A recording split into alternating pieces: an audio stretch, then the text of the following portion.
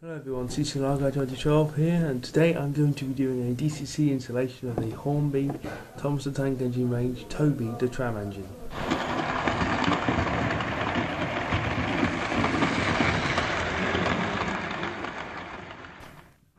Hey, hello everyone. Like I said before, I'm going to be doing a DCC installation of the Hornby Toby the Tram Engine range Toby the Tram Engine.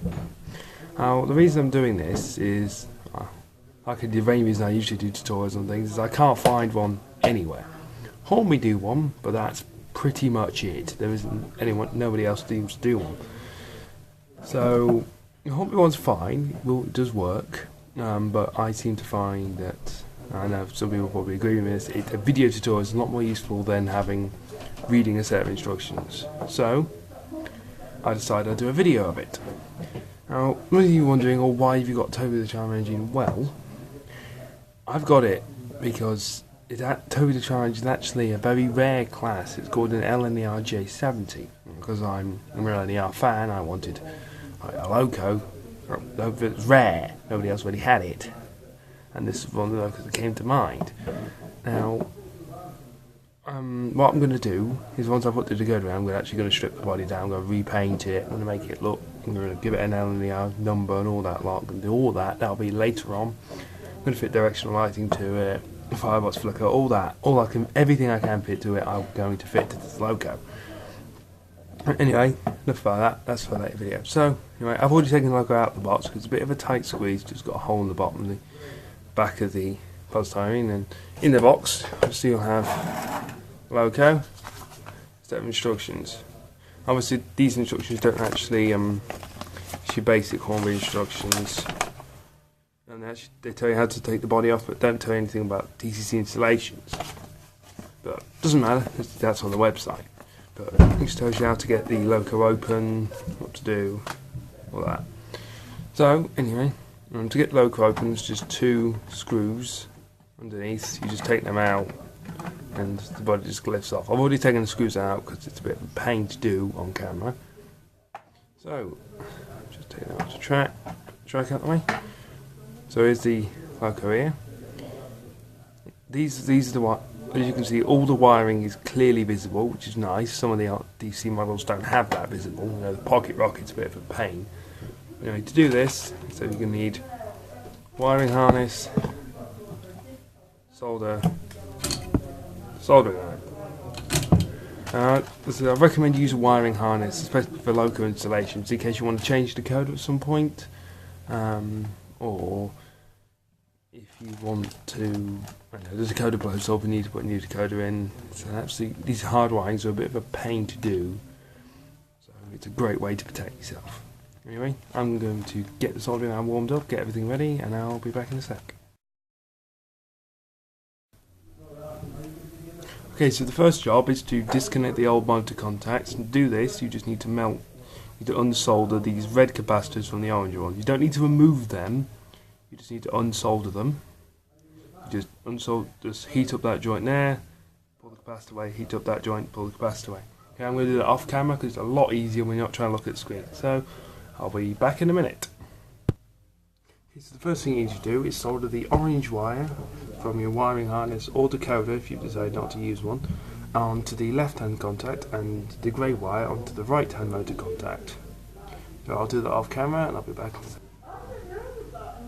Okay, so now I've soldered the orange wire onto the left hand motor contact and the grey wire onto the right hand motor contact. Now it's time to solder the red wire onto the left hand pickup and the black wire onto the right hand motor pickup. Okay, I've now connected the red wire to the left motor contact and the pickup, and the black wire to the right motor pickup. The next job to do, which I've already done, is to tie up the cables you're not going to use. If you're going to fit function, never going to fit function to the current locomotive ever in the future. You've got no plans to, you can think it'll never happen, you can chop the wires off. But if you think you are going to, which I am going to with this loco, don't cut the wires off. I've got these wrapped around the tyre up, and then I've got it taped up to stop any short circuits or anything like that. Okay. So Next thing is to find somewhere to mount this in the loco. Now that's going to be the fun part, so I'm going to have a little go, see where I can find to mount it, and then I'll come back and I'll show you where I mounted it. Okay? See you in a minute. Okay, and I'm back, and as you can see, what I've done is I've mounted the socket to the top of the loco towards the front, and I've then mounted a decoder just behind the face on the front of the shell. I've done this using the sticky pads you get. Hang on, here they are. Just double-sided sticky pads. Just put one in. But I actually plugged the decoder in before I actually fastened it in. I've given this. I'm just going to take this over to track for a test run. One piece of advice: if you're going to do it like this, obviously I can't unplug the decoder where it is, so I've actually got to take it out, which is why the double-sided sticky pads are quite good, because they're strong, but you can unstick the thing from them. It's a bit hard to unstick what they're actually fastened to, but if you fasten something onto them, like the decoder harness, you can actually unstick them at a later date. So anyway, I'm going to put the top back on. I'm not going to screw it down yet. I'm going to give it a test run, and then I'm going to fasten her top down. Job's a good one. See you in a sec. Okay, we are now at the layout, and well, let's give her. I've got the controller here, all powered up, on the track. Let's just see if gives the message it moves. Okay. You can really see that. I'm selecting forward, I'm just going backwards. Now, I tested this before I did the video, and I found out apparently instructions on Hornby's website are actually wrong. Apparently this is for a lot of the locos. So the code is actually widening backwards. I didn't realise this until I'd done it. I wish I had known. But I could open the loco up, swap the wires around and rewire it, but that seems a lot of effort, more chance of damaging the loco, and there's an easier way to do it. Using the NCU power cap. What I can do is I can actually change the decoder onto it so it thinks when I tell it to go forward it goes backwards, when I tell it to go backwards it goes forwards. It just basically reverses the decoder. So to do this on the NCU power cap, just hit. First of all, it needs to be on a programming track. This, hit program. I'm just going to keep pressing this so it goes use programming track. Press enter. I want standard.